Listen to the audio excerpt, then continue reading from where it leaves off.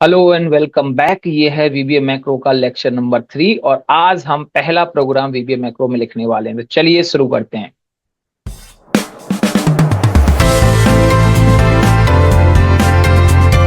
VBA macro में start करने से पहले मैं आपको बता दूं कि इससे पहले वाले रिकॉर्डिंग में मैंने आपको बताया कि कैसे वीबीए मैक्रो यानी कैसे मैक्रो रिकॉर्ड किया जाता है, यानी एक्सेल में मैक्रोज कैसे बिल्ड करने होते हैं, कैसे उनको मॉडिफाई या रिकॉर्ड करना होता है। तो जो लोग नए हैं वो इस वीडियो पे जाएं, पहले ये देख के आए तो उन्हें एटलीस्ट समझ में आ जाएगा कि मैक्रो क्या है, कौन से टूल से ओपन करना है, कहाँ पर कोड लिखना है और कैसे रिकॉर्ड करना है।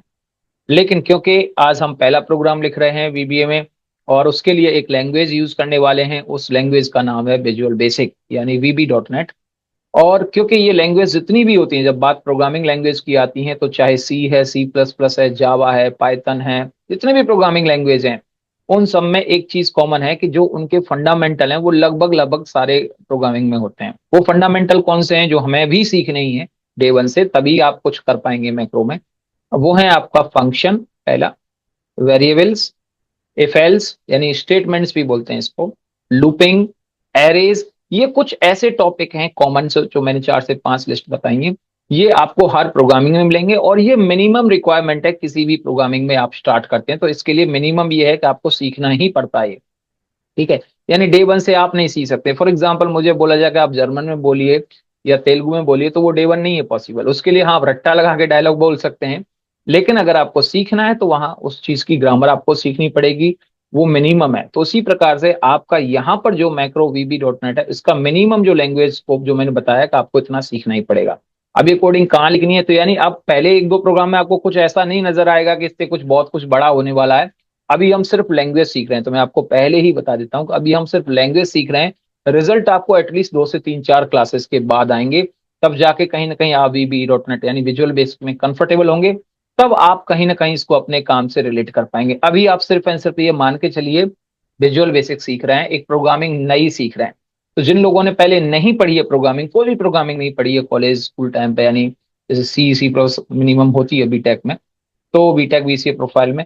लेकिन अभी ठीक है, जो लोग पुराने हैं उन उस टाइम पर प्रोग्रामिंग उन लोगों ने नहीं की है, तो उनके लिए ये थोड़ा सा नया एक्सपीरियंस होगा, क्योंकि ये टफ, या मैं नहीं कह रहा कि बहुत ज्यादा टफ है ये या कुछ इस तरीके का, ये इजी है लेकिन थोड़ा हटके है। मतलब एक्सेल के फॉर्मूलाज की तरह नहीं है, ये थोड़ा सा हटके लिखा जाना है। तो चलिए स्टार्ट करते हैं। यहाँ पर हम गए थे डेवलपर टैब में, और ये डेवलपर टैब ऑल्ट और F11 से आया था। एडिशनली हमने फाइल में जाके सेटिंग किया था। ठीक है, विजुअल बेसिक में हम गए, यहां पर जाके मैं इंसर्ट में मॉड्यूल लेने वाला हूं। पहली चीज है मॉड्यूल क्या है, एक ब्लैंक पेज है, एक एरिया है जहां पर हम कोड एक्चुअली लिखते हैं। आप या तो यूं कहिए कि जैसे एक्सेल में शीट्स होती हैं डेटा डालने के लिए, पावर पॉइंट में स्लाइड्स होती हैं, वर्ड में पेज होते हैं, उसी तरीके से मैक्रो में मॉड्यूल होते हैं जहां पर आप एक्चुअली अपने कोड्स लिखते हो। ठीक है, अब जब ये कोड लिखते हैं तो ये एक ब्लैंक पेपर हमारे सामने आता है। अब हमें ये समझना है कि ये जो पेपर है, देखिए एक अलग टैब खुल गई है, एक्सेल आपका अलग चल रहा है। इसके अंदर हम जो कोड लिखते हैं तो बहुत सारी लाइंस लिखेंगे, जब कोड लिखेंगे तो बहुत सारी लाइंस लिखेंगे। उन लाइंस को क्या एक एक करके कंपाइल करना है, यानी अलग अलग से नहीं, उनको बाइंड करना होता है, उसको एक झुंड में रखना है, रैप करना है। ठीक है, और उस चीज को बोलते हैं फंक्शन। तो यानी एक्सेल को भी अगर मैं कहूं कि वी लुकअप फंक्शन है या लेन है या जो भी है ट्रिम फंक्शन है, उसके लिए जाहिर है बात है, उसके लिए बैकग्राउंड में जो कोडिंग लिखी होगी बनाने के लिए, वो एक लाइन तो नहीं होगी, बहुत सारी लाइंस होंगी ना, एग्रीड। तो उसी तरीके से जब भी आप भी अपनी कोडिंग करने वाले हैं तो उसमें बहुत सारी लाइंस होंगी। उन लाइंस के लिए एक फंक्शन का नाम तो देना ही पड़ेगा। जैसे वहां पर उन्होंने लेन दे दिया था, वी लुकअप दे दिया था, आप क्या देने वाले हैं ये आप डिसाइड करेंगे। तो यानी फंक्शन मिनिमम है कि आपको करना है। तो यहां पर आपको जो कोड लिखना है, जो लाइंस लिखनी है, सेट ऑफ लाइंस, वो दो फॉर्म में लिखेंगे आप। पहला, या तो फंक्शन, इस फंक्शन को क्या बोलते हैं, UDF, यूजर डिफाइंड फंक्शन। एक चीज जिसको इक्वल टू साइन से एक्सेल में आप यूज कर सकते हो, जैसे सम एवरेज वगैरह आप यूज कर रहे हो वैसे। दूसरा होगा रूटीन प्रोसीजर, और सिंपली इसको प्रोसीजर भी बोलते हैं। और इसके लिए कीवर्ड लिखते हैं सब, सब प्रोसीजर, SUV सब। अभी नाम क्यों डिसाइड किया कैसे, इससे कोई लेना देना नहीं है, जो है सो है। ठीक है, तो SUV हम लिखेंगे, फॉर एग्जाम्पल हमने लिखा SUV सब। इसके बाद हम देते हैं नाम। अब नाम ये आपकी अपनी मर्जी है कि आप नाम क्या डिसाइड करने वाले हैं। अच्छा, नाम रखने के लिए भी कुछ रूल्स हैं।